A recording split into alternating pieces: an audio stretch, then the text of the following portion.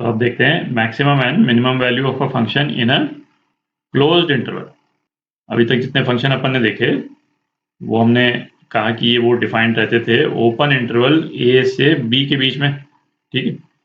और इसके कारण क्या फर्क पड़ गया था कि ए और बी सपोज हम यहाँ पे ले लें और फंक्शन जो है वो सपोज इस तरह से है ना, यहाँ पे हॉलो सर्कल और फिर फंक्शन जो है वो इस तरह से गया ऐसे ऐसे और ऐसे जा करके सपोज इस तरह से आ जाता है, ठीक है।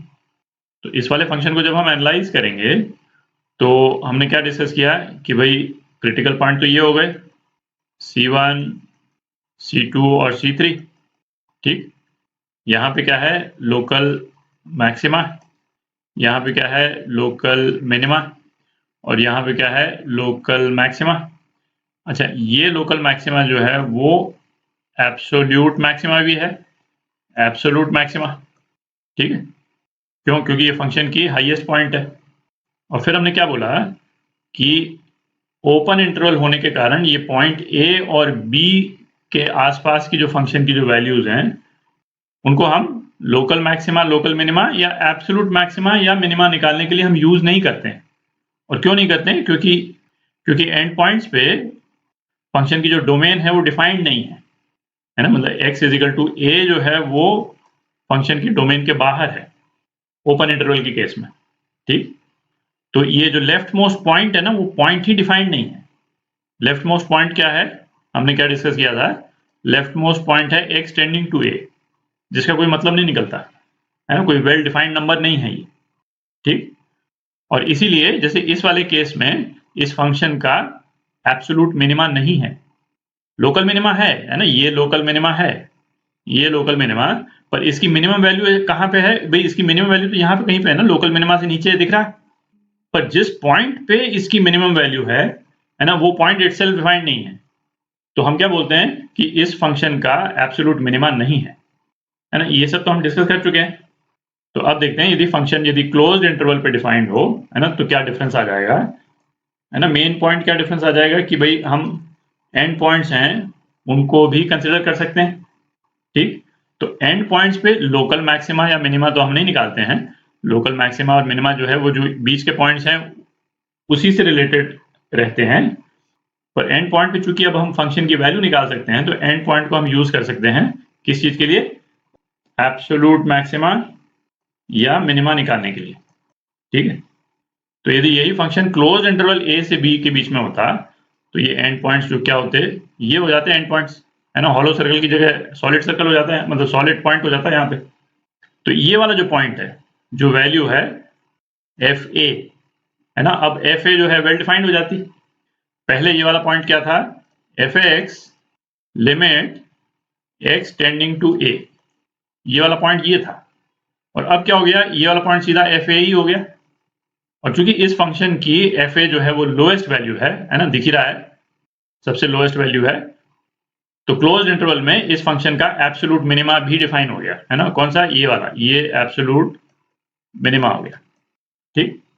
तो मेन पॉइंट बस यही है, जब जैसे क्लोज्ड इंटरवल जब आए और एब्सोल्यूट मिनिमा या मैक्सिमा फंक्शन की निकालने के लिए आए तो हम क्या करेंगे? बेसिकली सबसे पहले तो क्रिटिकल पॉइंट निकालेंगे, है ना। फंक्शन को डिफरेंशिएट करके उसको 0 से इक्वेट करेंगे। यहाँ से हमारे पास में क्रिटिकल पॉइंट्स आ गए, सपोज C1, C2 दो क्रिटिकल पॉइंट आ जाते हैं, ठीक है। और इस फंक्शन के एंड पॉइंट्स सपोज A और B है और हमको एब्सोल्यूट मैक्सिमा और मिनिमा निकालना है। तो बेसिकली हम क्या करेंगे? इस फंक्शन के 4 पॉइंट्स पे वैल्यू निकालेंगे। भाई हम एफ ए भी निकालेंगे, एफ बी भी निकालेंगे, फिर एफ C1 निकालेंगे, एफ C2 निकालेंगे, ठीक है। और इन चारों पॉइंट्स में से जो मैक्सिमा आएगा वो एब्सोल्यूट मैक्सिमा हो जाएगा और इन चारों पॉइंट्स में से जो मिनिमा आएगा वो एब्सोल्यूट मिनिमा हो जाएगा, ठीक है।